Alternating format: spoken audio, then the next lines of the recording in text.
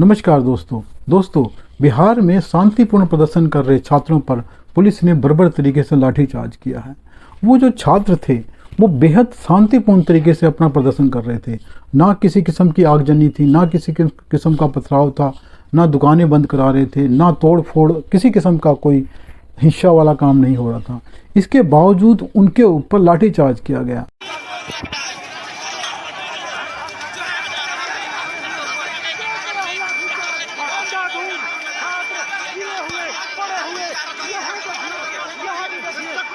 छात्रों की जो ये मांग है बिल्कुल जायज़ है, इसके बावजूद उन पर लाठीचार्ज हुआ है। हैरानी की बात यह है कि वहाँ के मुख्यमंत्री, महान मुख्यमंत्री नीतीश कुमार जी, जो उनकी पार्टी चुनाव में जो भी प्रदर्शन करे, जीते हारे कुछ भी हो, उनके पास एक ऐसी कला है कि वो मुख्यमंत्री बन ही जाते हैं, कभी बीजेपी की मदद से, कभी आरजेडी की मदद से।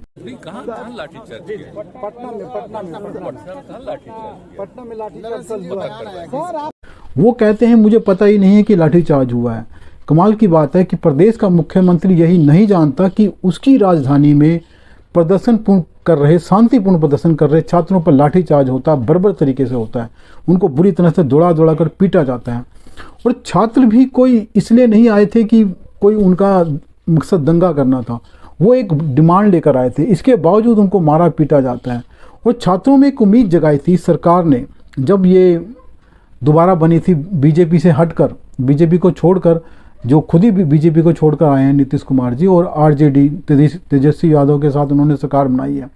और तेजस्वी यादव ने एक सभा में स्पष्ट रूप से घोषणा की थी कि पहली ही मीटिंग में जो ये सरकार नहीं बनेगी चाचा भतीजों की, तो वो जो जब ये सरकार बनेगी पहली ही मीटिंग में ये 10 लाख नौकरियों का ऑर्डर पास कर देगी। यानी कि 10 लाख बिहार के युवाओं को सरकारी नौकरी दी जाएगी। और वो कोई नौकरी देने की बात थी, सरकारी नौकरी की, कोई रोजगार देने की बात नहीं थी। हालांकि आप देखिए कि बिहार की आर्थिक हालत, मतलब इकोनॉमिक कंडीशन ऐसी नहीं है कि वहाँ पर 10 लाख लोगों को नौकरियां दी जा सके।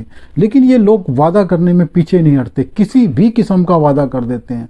अब ये वादा जिनको साथ किया गया है, जो जिन युवाओं के साथ, जिन छात्रों के साथ जो उनको उम्मीद बंधी थी पेपर होगा, उस पेपर को लीक कर दिया जाता है। अब जब पेपर लीक होने के बाद फेसबुक व्हाट्सएप पे घूम रहा है, तो वो छात्र कैसे भरोसा करें कि उनकी जो सिलेक्शन होगी फेयर तरीके से होगी। दोस्तों, आजकल पेपर लीक जो मामला है जो बहुत गंभीर हो गया। हम राजस्थान में देखें तो जितने भी पेपर हो रहे हैं सरकारी नौकरी के लिए, सारे लीक हो रहे हैं। अब वहाँ राजस्थान सरकार भी तो खैर कांग्रेस की है, बहुत अच्छी सरकार है, पेपर लीक करा रही है ताकि भर्ती की जा सके अच्छे तरीके से अपनी मर्जी के लोगों को। ऐसे हरियाणा में भी हुआ है, वहाँ पे एक ऑर्गेनाइज तरीके से पेपर लीक होते हैं, नकल होती है। वहाँ हालांकि बीजेपी की सरकार है, वहाँ भी ये चल रहा है। तो दोस्तों, पेपर लीक जो एक है देश की गंभीर समस्या हो गई है। ये छात्रों के साथ धोखाधड़ी है एक तरह की, कि वो जो बच्चा मेहनत करता है 2-2, 3-3 साल, और लेकिन उसकी सिलेक्शन नहीं होती, सिलेक्शन होती है उनकी जो पेपर खरीद लेते हैं।